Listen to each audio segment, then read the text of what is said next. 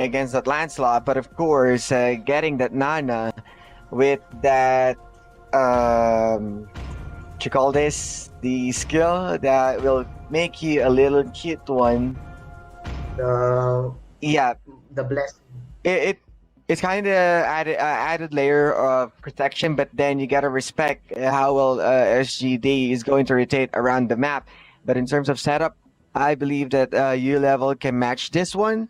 But still, I'll answer you, Wolf, as quickly as now. I still go for SGD. I trust the Lancelot Angela combo. This might go for a dead ball type of play. So yeah, SGD. How about you, Manji? I definitely agree with Osiris here. I think Diggy was a better pick but again they have the Esmeralda, so no more shields. Said U level, but right now I'm gonna pick U level because I think that they know that it's going to be a hard Kimi game, so they will risk it here. It's very risky for their team. It's very risky. So Yeah. but I'm guessing that they're confident with the rest. So I will pick U level. Kind of feel like U level might win this actually. Though Yeah. my mind says SGD Omega will take this game, but my heart, I think U level wants to finish this early on. They have a very tight window, but if they do take it out, take it there, if they accomplish, they will take the game. But let's see what Rockhart and Seiya has to say about this game. Rockhart and Seiya, take the floor. All right, thank you so much for that intro, Wolf, Manjin, and Osiris. Rockhard say here back on the caster's desk to give you the blow-by-blow action between U level and SGD Game 2. So I feel like it's starting to become a battle of heart and mind here. Don't you think, Seiya? I feel like it looks like preference right now. Yeah. Basically, to me, I'd go for the side of SGD Omega, simply because I love their early game aggression. They have the Selena, they have the Lancelot, aided with the heart card of Angela, plus the crowd control capabilities of the Krupa and the Esmeralda. But for U level, I think this is the part wherein they won't go down without a fight, and this is a very early invade coming from U level right here. They will be pinning down Hayes, forces to use the flicker out. Let's see if Ajizi will not be making it, and Nana will be taking that first blood. And so far, I think U level knows this early game aggression that SGD has, so I guess this is okay. You're gonna get us at early game, then we'll just invade you into the game that you want, and so far it was done well by U level. The moment I saw U level's draft, I knew they were gonna go for the invade. Like I wasn't even curious about it. I knew they were gonna go for the invade, and they literally used all of their bodies to block, to go straight into the blue and then walk out. Apparently they did get a kill from that one. So that's part one of your plan already locked in. Part two is how do you follow that up? Because right now SGD, they look like they have a counter plan very, very soon. They're countering, fighting fire with fire here, as they say, while going straight for the neck of anyone that they can come off. Right straight onto SGD as well, forcing the flicker off of Heath. Kind of gives a bit of breathing room for Chu to do everything that he wants on this Kimi. Now, this Kimi has a small, as Wolf said, there's a small window where he can do a lot of things. Will this be it? Okay, so let's see. So far, Bouncing Ball is going to be used for the Kufra, leaving them immobilized, and Angela goes for the kill. So far, that is good. They managed to compensate that first blood that U level has. But this is the question. This is what you said earlier. How would they be able to follow this up? Because in terms of the follow-up damage, U level is highly dependent on Kimi in terms of the damage output. And the rest of the company is really focused more on survivability. But that Flame Shot was too close for comfort for Hajizi right there. And you know what? And I think it's also a wise decision for the members of SGD Omega to just fully protect him. But going back to your query earlier, I am seeing that this is full dependent on damage on the Kimi, and this is what they're doing right now, really utilizing that damage. But let's see, Toshi's still alive. But now Kimmy still has that free hit potential. They will be opting for that bottom turret lane, and Hayes will just really try and stop that shoving away of minions. That is what Ulvl's doing. But objective-wise, still, Ulvl has it. But let's see, though, how SGD could reply to this. SGD still has a massive amount of map control despite the very early lineup that Ulvl has, a very early game centric lineup that Ulvl has. So I still think SGD is still in a pretty good position despite being behind by about 1,500 gold here.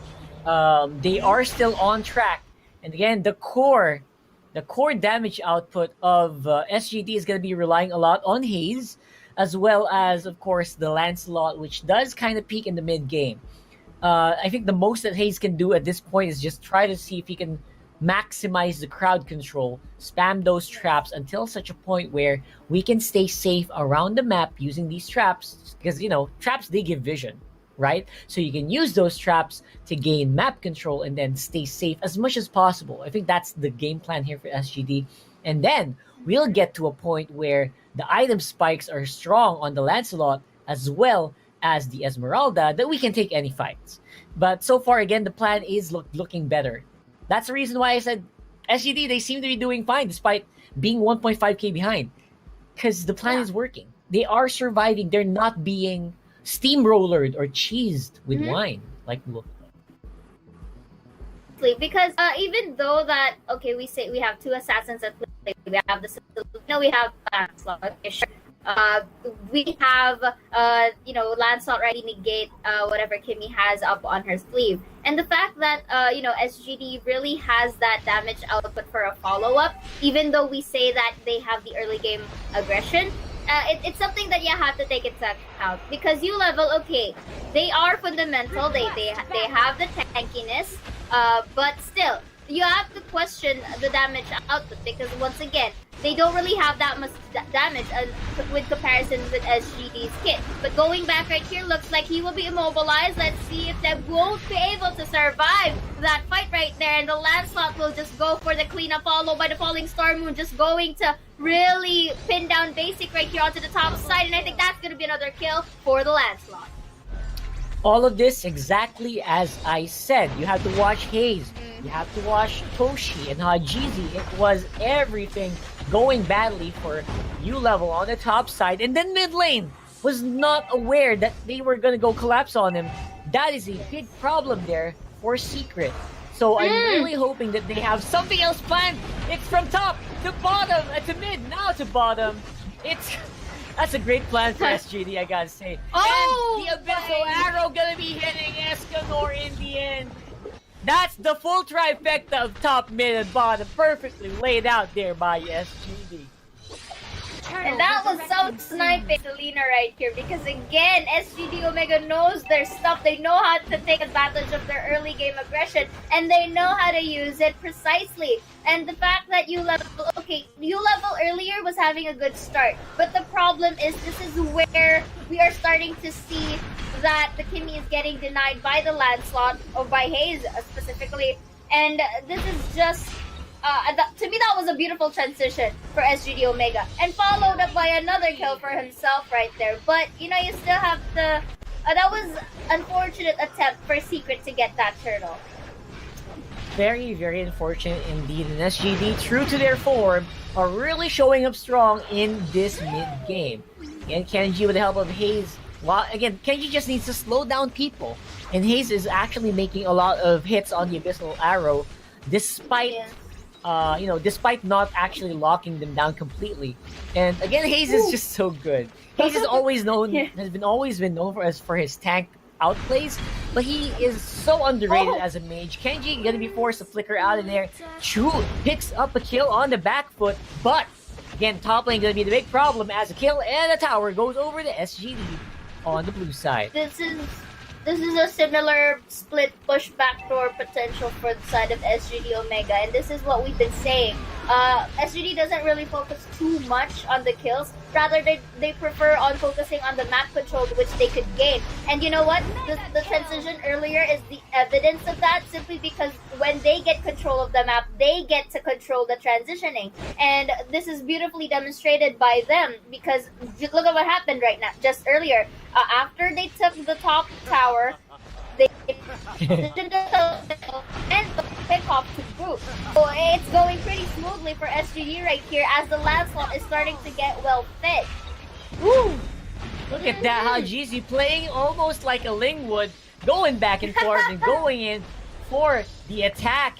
I feel like it's so reminiscent of what we had before on the Angeline combination that looks like it's gonna be punished quite heavily by the entrance here of Ulvl. He went in for the Tyrant's Revenge, actually missed the mark, forces the Tyrant's Rage, but will be cancelled on the animation. And now SGD are probably gonna have to back off soon here. Will they do it, or is Toshi confident enough to go for a strong arm play? And I think they will. Going for the chase, Hajizi and Hayes are still going really hard at it. Toshi in the middle of everything. He is not afraid. He wants to take the team fight. He can probably charge up the ultimate, and I think they will wait for the perfect opportunity to do that. As the Lord, the turtle will be stolen here by Hajizi. Monster kill straight away onto them. What is happening here? Hajizi is popping off like a monster here, taking each and every target he can. And again, it will be slowed down with Ulvl going on the back foot. But wow, what a performance there by SGD.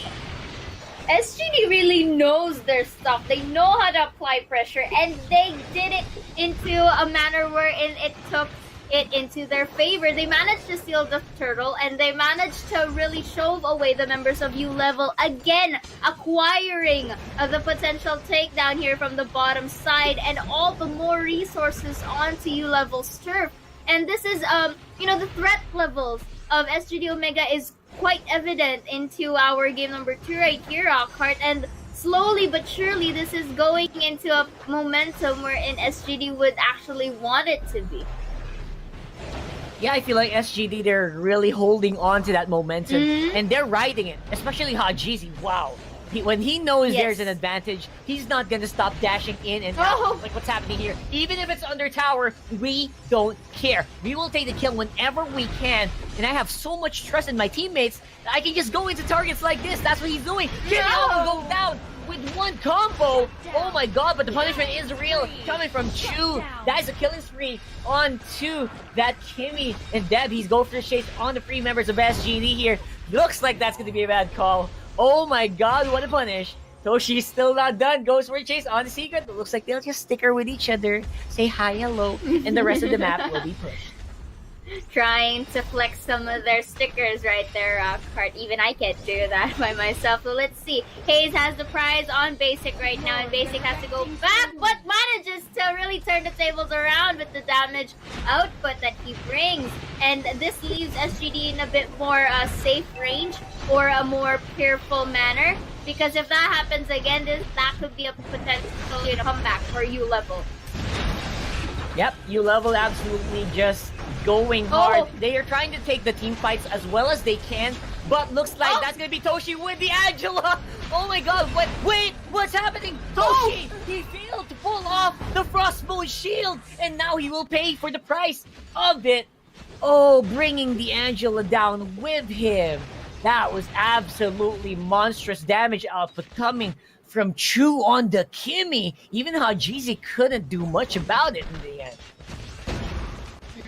I mean, I know that Diggy was a better option, but right now, Nana is slowly becoming online. But the question is, how to what? Because the Lancelot right here is also, becoming, having the space in terms of getting the resources, and that is one of the things that you have to take into account. Because if you let this Lancelot get all the things that he could, it's going to be very difficult come the next team fight that we have. And prioritizing once more the objective where SGD Omega is going to go. Man, SGD. I think they're really riding on a high, which might be making them commit a few small mistakes. I feel like that could have been so clean. However, Base again gonna get caught out. Oh my god, why? Why are things like this allowed to happen? Why does Hayes look like he has 8 eyes on that Selena? He sees everything. We all seeing Hayes right there on the Selena. Stops the back of Basic. That might be a big problem because don't forget we do have a Lord walking on the top lane. Will they try to use that though? SGD, we have a few decisions to make here in this map. Oh, look at that damage for that Toshi's really inflicting onto. If I'm not mistaken, that was Secret. Of course, they will be using that Lord to apply more pressure in terms of pushing because it's on the top and they can just easily, disperse onto the mid and bottom side. But the question is, I think SGD would prefer if let you to them, and by that, I think they will be pinning out most likely the Kimmy right here, like that arrow. But that was a good protect by Secret. But let's see if this thing would turn around. Again, another arrow take. No one will be going for the stun. They will transition onto the middle side of our lane. Let's see. They will be prioritizing the turrets first because that is one of the essential things that SGD has to really go through.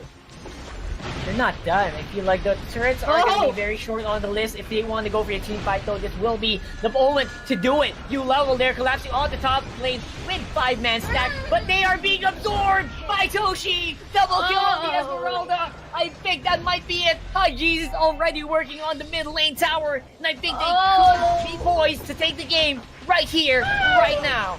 Going for the minions, that's going to be top, mid, and bottom, going down very, very quickly. Top lane as well is in shambles. Oh my god, this might be it. Oh, the mind games that SGD Omega is doing. I love it how they baited it out first with the low break of health. That is where the Falling Star Moon comes into play, goes for the cleanup, and now the dominance is on the side of SGD Omega. They will be finishing this, and with that was just one of the finishing touches. You expose the base all the more, and you don't really have to be in a rush because you have to take note that 2 people are down with Ulvl. It takes some time, and I think they will be prioritizing still on getting all of the resources onto Ulvl's turf. And looks like to me, it's either they would wait for this Lord take, or they could just, pin down the Kimmy and then transition to getting into the base. But most likely, I think they would be waiting for the Lord. Yeah, just wait for the Lord and go for the safe route. I think that might be the key here, but looks like safety is not going to be a big issue here. He goes in. Oh my god, fails on the Tyrant's Rage. That was a very botched ultimate there by Heath. Might be a big problem. Hajizi already using all the skills that he has. Heart Guard already committed as well. That looks like Doji going to be the one-man team against a 5-man stack of Ulvl right now. And he is doing a lot of work on that Kimmy. He is doing the best he can to put out the damage. But the rest of SGD Omega looks like they are tougher than nails as they are still going hard on the members of Ulvl. See, this is the fun that I've referred to, and that is in the hands of Toshi. And you just see how the HP of, if I'm not mistaken, that was the Toms, or Deb rather, dwindle into the depths of despair. And Rockheart, all they need actually is just take the Lord, just pick off either the Nana or the Kimmy, and this is done. Man, for me, that was already the perfect opportunity to do that. I mean, so many 2 members of SGD were already out of commission, but they still were not able to win it. And now Toshi with a Heart Guard. Oh, now they make another fail. Oh, the Angela goes down with him. That might be a big problem. Here we go. Hayes wins. Tries to go for the engage, but they are going to be having to run away from Escanor on the FAMs. That's going to be a free V5, and this Lord might be up for grabs for Ulvl.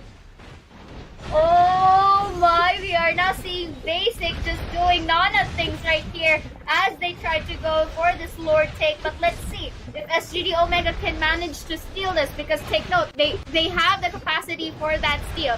Let's see if they are in a position where they can do so. So right now, we are seeing that Hajizi is being trapped by Secret right here. Let's see, the chase is gonna be on. Forces to use this ult to escape, but going back into the Lord area, we are now seeing the Selena onto the back lines. Will be getting that Nana for a killing spree. free. And that's not all. This is not over, because look at how the difficulty U-Level experiencing with that double kill, really dispersing the members of U-Level to avoid contact, to avoid a play, and putting it around the table where they have it all. And that was just beautifully and wonderfully made by SGD Omega. Oh He's a my heart! beast from a 3v5